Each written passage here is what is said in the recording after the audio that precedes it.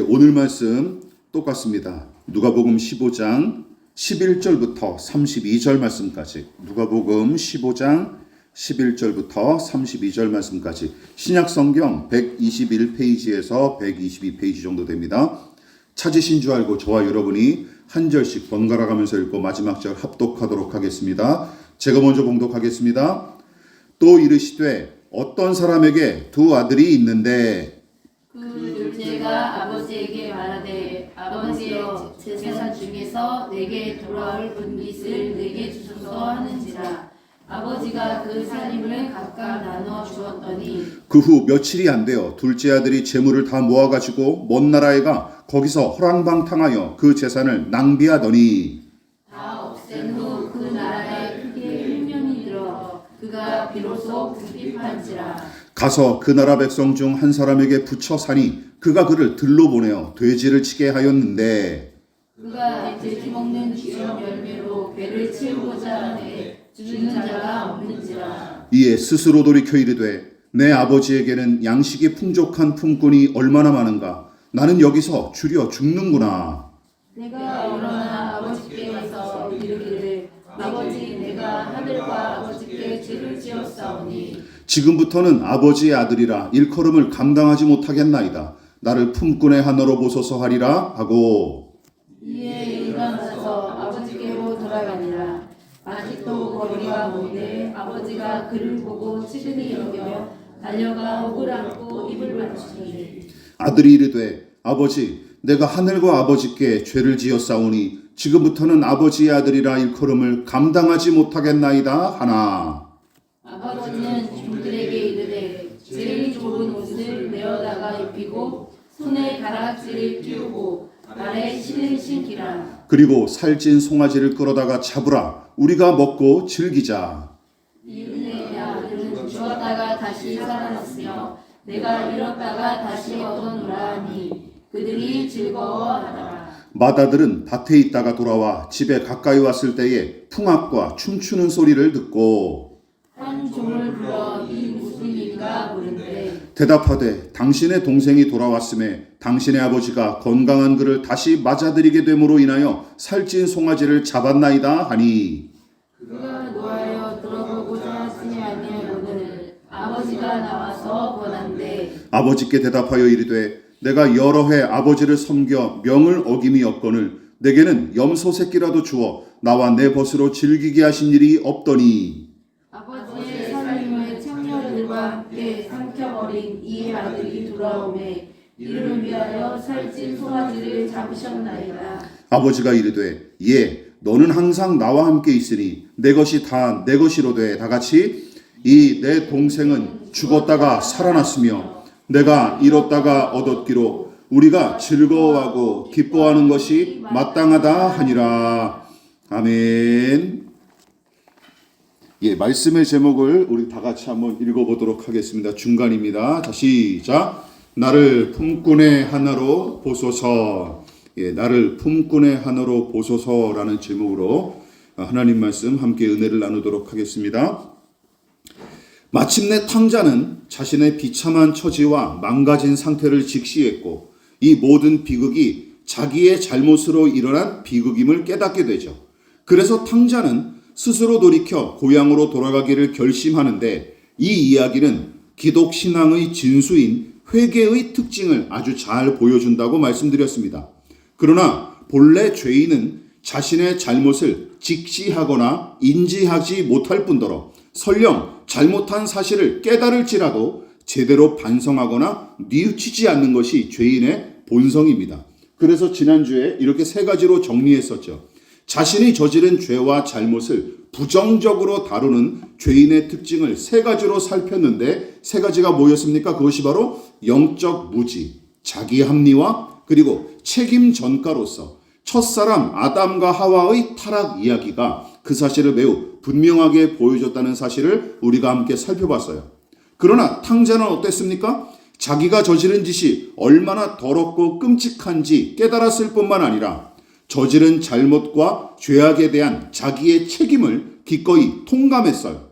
그래서 자기가 저지른 잘못을 책임지기 위해 생각한 일이 무엇입니까? 먼저는 아버지께 전심으로 죄를 고백하고 용서를 구함과 동시에 또한 아들로서의 지위와 권리를 아예 포기하고 아버지의 종이 되기로 자처한 것이었죠. 다시 말해 배은망덕한 태도로 인해 상처받았을 아버지께 직접적으로 잘못을 고백하면서 사죄를 요청했고 또한 아버지의 손해를 조금이라도 갚아 나가기 위해 종노릇하기로 결심했던 것입니다. 자, 이처럼 진정한 사죄와 회개의 출발은 바로 자기가 저지른 잘못을 정직하게 인정하고 그 잘못에 따른 손해와 책임을 지는 데까지 나아가는 것임을 명심하시기를 주님의 이름으로 부탁을 드리겠습니다. 자, 어쨌든 이 이야기는 17절부터 전혀 다른 양상으로 전개되는데 14절부터 16절까지는 먼 나라에서 허랑방탕했던 탕자의 비참한 현실을 고발하는 내용이고 17절부터 19절까지는 탕자가 마침내 각성하고 스스로 뉘우치는 이야기죠. 특히 오늘은 지난 설교에 이어서 진정한 회개가 어떤 특징을 지니는지 18절 이하에 등장하는 탕자의 고백과 행위를 근거로 상세하게 알아볼 예정인데, 자, 우리가 우선 주목할 부분은 18절에 기록된 탕자의 고백으로서 이 구절은 탕자의 세 가지 결심과 결단을 매우 분명하게 보여줍니다. 자, 18절 같이 한번 읽어볼까요? 시작. 내가 일어나 아버지께 가서 이르기를. 자, 여기 보십시오. 먼저 그는 일어나겠다라고 결심을 합니다. 다시 말해 이 비참한 처지를 운명으로 여겨서 가만히 있지 않겠다는 뜻이죠. 이어서 탕자는 아버지께 가기로 결정하는데 아버지께 돌아가는 것이 근본적인 해결 책임을 깨달았기 때문입니다. 또한 이르리라 하는 고백은 고향에 돌아가면 아버지께 나의 잘못을 자백하리라 하는 결심이죠. 자, 물론 몸을 일으켜 세우고 돌아가겠다는 결심을 하나로 묶어서 두 가지 결심으로 봐도 무방하지만 아무튼 집으로 돌아가서 아버지께 저지른 잘못을 직접 자백하겠다는 뜻이 여기 담겨져 있는 거예요. 근데 저는 설교를 준비하면서 한번 오늘날 우리의 현실을 생각해 봤습니다.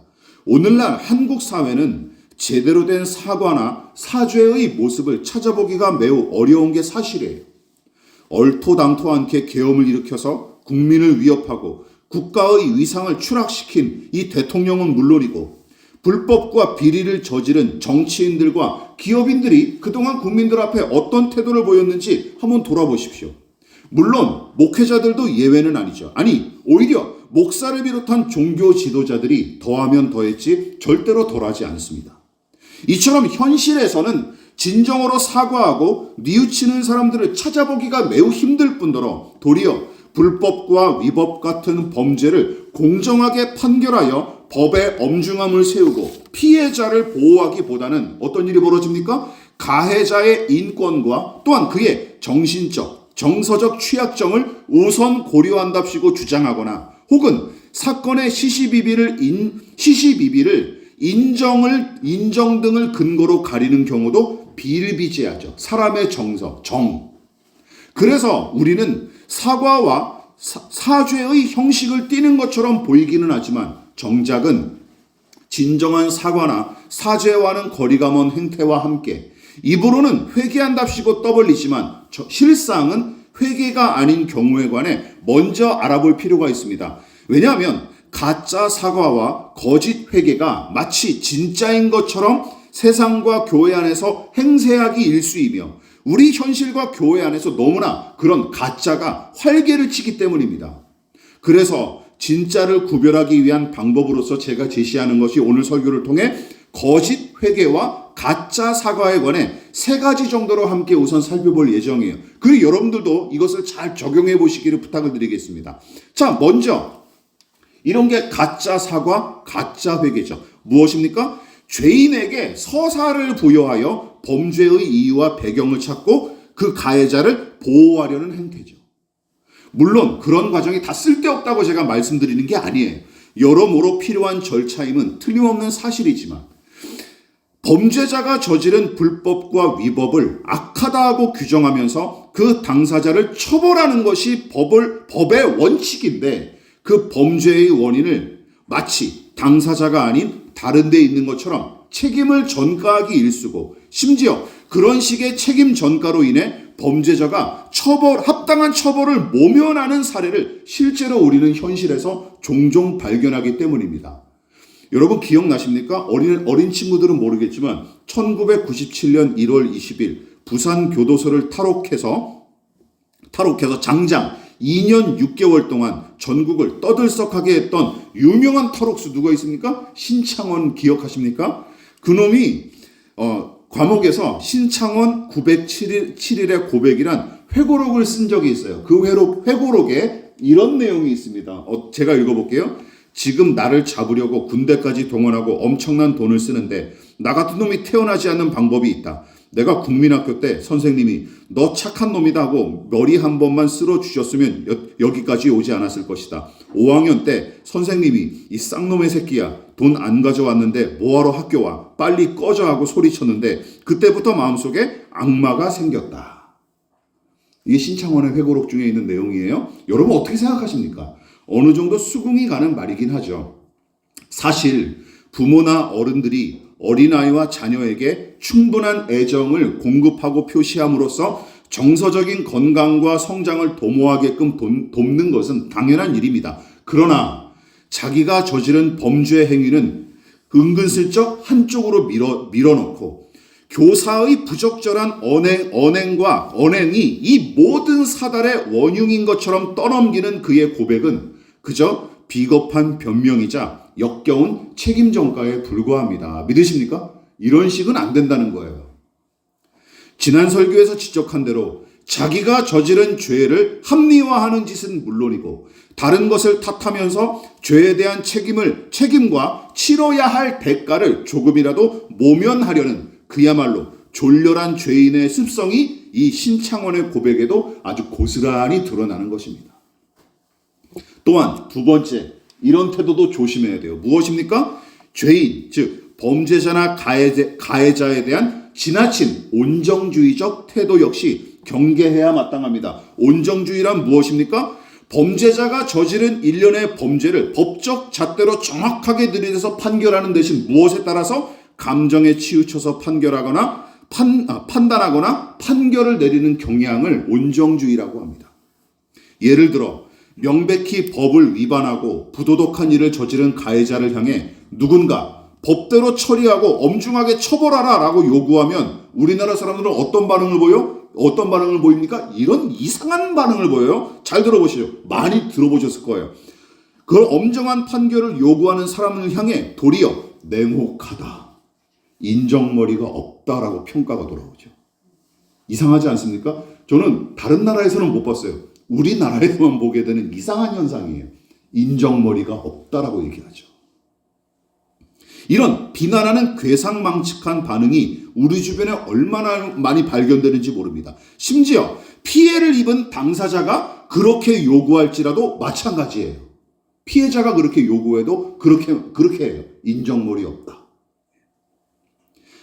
대개는 이런 식으로 반응하죠. 피해자가 그렇게 요구해도 이놈이 잘못하고 큰 죄를 저질렀지만 처벌만 요구하는 저 사람도 잔인하다.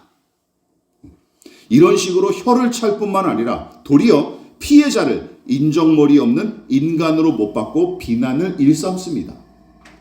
주객이 전도된 커다란 모순이자 부조리로서 특히 우리나라 사람들의 온정주의는 지나칠 정도죠. 생각해 보십시오. 어느 나라에서 범법자들에게 반성문을 쓰게 합니까? 저는 들어본 적이 없어요. 혹시 아십니까? 예, 제가 잘 몰라서 법정에서 반성문을 요구한 거는 좀 들어본 적이 없어요. 우리나라에서만 하는 거예요. 이상하죠? 우리는 그게 늘 습관처럼 그렇게 하니까 괜찮은 거구나 싶었는데 다른 나라의 경우에서 반성문을 쓰는 경우는 그것을 참고 해서 또 감형을 해주는 경우는 저는 못 봤어요.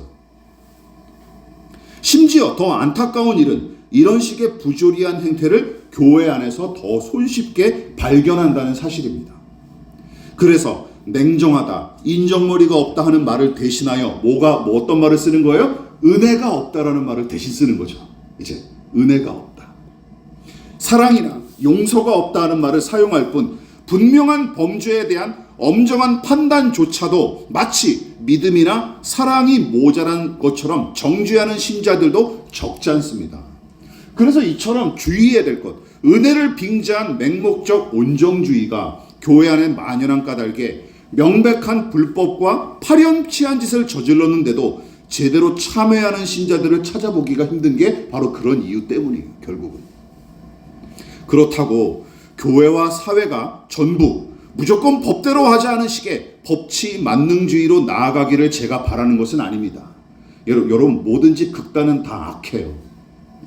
다만 극단적인 법치 만능주의와 엄벌주의가 자칫하면 억울한 피해자를 양산하거나 개선의 여지마저 박탈할 가능성이 있는 것처럼 지나친 온정주의와 인정주의도 엄연히 일어나는 불의를 묵인할 뿐만 아니라 범죄를 더더욱 조장하고 부추기는 원흉으로 작용할 수 있기에 경계해야 마땅하다는 것이죠.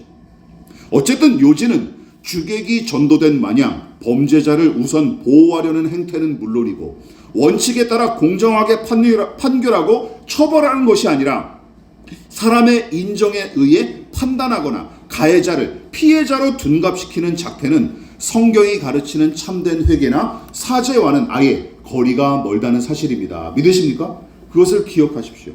그뿐만이 아닙니다. 마지막 세 번째로 거짓 사과와 거짓 회개의 또 다른 특징은 무엇이냐? 잘못을 저지른 죄인이나 가해자가 잘못을 저지르고 난 뒤에 피해자에게 사과하거나 사죄하면 여러분 그 자체를 대단하게 여기면서 이렇게 얘기하는 거죠. 나는 사과했으니 너는 용서해라 하고 이런 식의 태도를 보이는 거예요. 그래서 무엇입니까? 세 번째는 이거예요. 죄인이 피해자에게 사과와 사죄의 대가를 당당하게 요구하는 행태입니다. 이것도 잘못된 일이에요. 잘못된 일. 이 얼마나 부조리한 모습입니까? 여러분, 가해자의 사과의 행동에 환호하고 그 행위를 칭송하는 사람들. 그러나 정작은 피해자의 고통과 손해는 아랑곳하지 않을 뿐만 아니라 피해자가 용서와 자비를 베풀지 않으면 아까 말씀드렸듯이 무자비하다, 인정머리가 없다 하고 정죄하면서 오히려 피해자를 가해자로 둔갑시켜버리죠. 이처럼 사과와 사죄의 행위에 대한 대가로서 용서와 용납을 당연한 듯이 요구하는 괴상망측한 행태가 기억하십시오. 바로 진정한 사과와 사죄와는 거리가 먼 가짜 사죄인 셈인데 소위 똑똑하다고 자부하는 사람들이 종종 벌이는 모순적인 짓거리죠. 그러나 타락한 인간은 똑똑한 죄인에 불과할 뿐 그 속에 선한 것이 없고 선한 열매도 맺지 못합니다. 예수께서 제자들을 처음 만나셨던 이야기를 여러분 떠올려 보십시오. 주님의 말씀을 듣고 놀라운 기적을 눈앞에서 목격했던 베드로는 예수가 하나님의 아들이자 구세주 그리스도이심을 깨닫게 됨과 동시에 어떤 것을 깨달았냐? 죄로 물든 자신의 더러움과 망가짐까지 깨닫고 예수님 앞에 다음과 같이 요구하기에 이릅니다. 자, 여러분 이 주제를 잘 파악하고 이 구절을 읽으면 이 구절의 의미가 생생하게 와닿으실 거예요. 누가복음 5장 8절입니다. 같이 읽어볼게요. 시작. 시몬 베드로가 이를 보고 예수의 무릎 아래 엎드려 이르되 주여 나를 떠나소서 나는 죄인으로소이다 하니. 여러분 보십시오. 죄로 더러워지고 망가진 죄인. 여러분 베드로는 그 불편한 진실을 깨닫고 예수 앞에 납작 엎드렸어요. 그래서 그는 용서와 자비, 하늘의 상급 같은 회개의 대가나 보상 따위를 전혀 생각할 수 없었던 것입니다.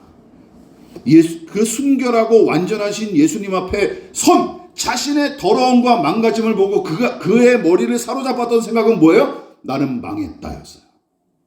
나는 망했다. 나는 용서받을 가치가 없는 죄인이다라는 사실만 깨달았던 거예요. 믿으십니까? 그래서 어떻게 한 거예요? 주님 저를 떠나십시오. 저는 주님과 말을 섞어서도 안 되는 죄인입니다. 라고 생각했던 거예요. 여기에 무슨 대가를 바라거나 보상을 바라는 게 있습니까? 없습니다. 없어요. 이게 바로 참된 회개의 모습이라는 것이죠.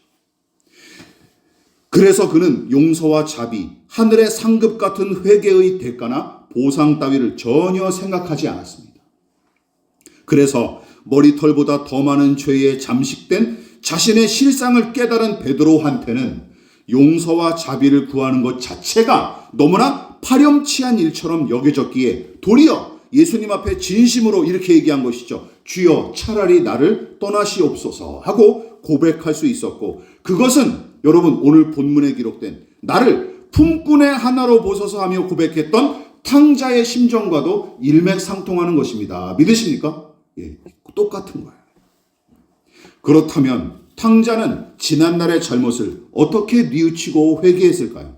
그의 사죄와 회개는 무슨 근거로 진짜다, 진실하다고 평가할 수 있었을까요? 우선 그는 그가 아버지께 어떤 태도로 나아갔고 아버지가 그를 어떻게 처분하기를 기대했는지 살펴보시기 바랍니다. 아버지가 자기를 다시 받아들여 주실 거로 예상했기에 그 계산의 결과를 예상하면서 잘못을 뉘우친 척 했을까요? 그래서 회개하고 낮아진 채 했을까요? 그러나 이 이야기에는 그런 탕자의 꼼수를 전혀 발견할 수 없습니다. 혹은 아버지가 야 너는 잘못한 게 없고 다 내 잘못이다, 내가 너를 잘못 키웠다 하고 도리어 아버지가 아들 앞에 무릎을 꿇었을까요? 그래서 가해자가 피해자로, 피해자가 가해자로 뒤바뀌었습니까? 아닙니다. 본문에는 그런 내용이 없어요. 또한 정신 못 차리고 제가 이렇게 다시 돌아와 잘못을 뉘우쳤으니 돌아온 저를 위해 잔치를 베풀어 주십시오 하고 탕자가 요구했습니까? 그런 내용이 없어요. 낯짝 두껍게 회개에 대한 보상을 당연하듯이 요구한 내용도 본문에는 아예 기록이 없습니다.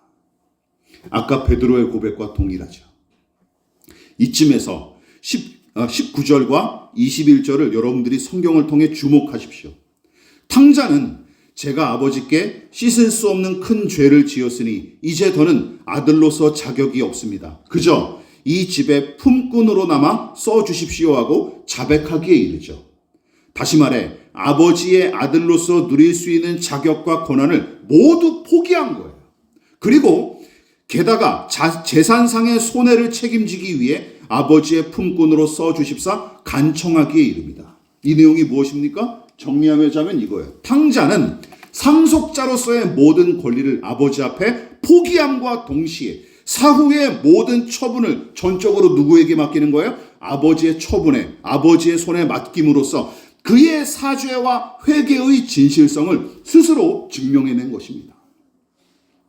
보상을 바라고 이 짓거리를 한 게 아니라는 거예요.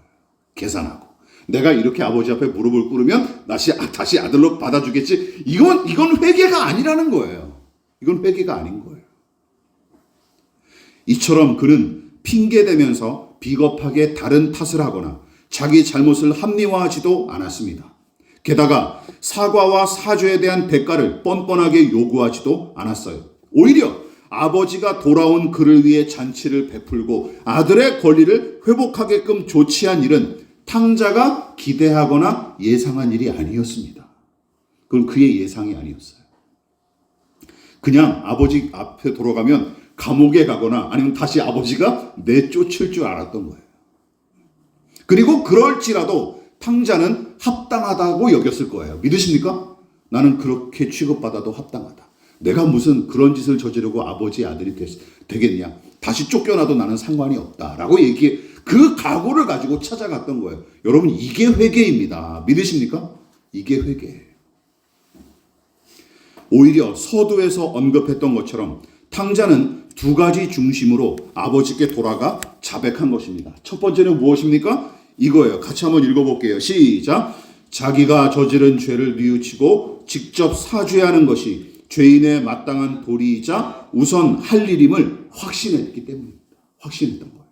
설령 아버지께 문전박대를 당하고 용서받지 못할지라도 그 앞에 나아가 잘못을 고백하고 사과하는 게 옳은 일이라고 믿었던 것입니다. 이게 옳은 일이다. 다시 말해 제 몸을 일으켜 아버지를 찾아가 직접 자기의 잘못을 말씀드린 것입니다. 더불어 저지른 잘못에 대한 고백과 뉘우침 뒤에 따르는 이거죠. 같이 읽어볼게요. 시작. 모든 처분은 전적으로 아버지의 권한임을 알고 그 처분에 순순히 따르는 것이 의무이자 책임임을 확신했습니다. 심지어 아까 말씀드렸죠. 문전박대를 당할지라도 그냥 아버지께서 그렇게 처분하시면 나는 따르겠습니다. 이 각오를 가지고 나아갔던 거예요. 그래서 품꾼의 하나로 보소서 하고 고백한 말은 아버지의 손해를 조금이라도 갚겠다는 책임감에서 비롯된 결단임과 동시에 더불어 아버지의 처분에 온전히 맡기고 거기에 순순히 따르겠다는 겸손의 표시인 것입니다. 여러분, 이게 진짜 회개하는 사람의 모습인 거예요. 이쯤에서 우리 근현대사를 떠올려 보십시다. 3월 1일이 며칠 전에 있지 않았습니까? 지난주에 있지 않았습니까? 일본 제국주의가 우리나라의 주권을 빼앗고 식민지로 삼아 36년간 지배하면서 저지른 만행은 일일이 언급하기도 어려울 정도로 수두룩 빽빽하죠. 그러나 남의 나라를 침략하여 자행한 수탈과 학살을 제대로 사죄하기는커녕 그 악행이 대동아 공영을 위한 일이었다며 지금까지 합리화하는 작태를 보십시오. 게다가 간사하기 짝이 없는 행태 중 하나가 무엇입니까? 피해의 대상이 어떤 나라인지에 따라서 사과의 태도와 사후 처리가 완전히 다릅니다. 잘 보십시오. 2차 세계대전 당시 진주만을 습격한 잘못에 대해서는 미국에 일관적으로 저자세를 취하면서 내내 굽실거리기 일쑤이지만 우리나라와 중국과 동남아 국가를 향해서는 모르쇠로 일관하기 일쑤죠. 이게 사과입니까? 이게 사과입니까?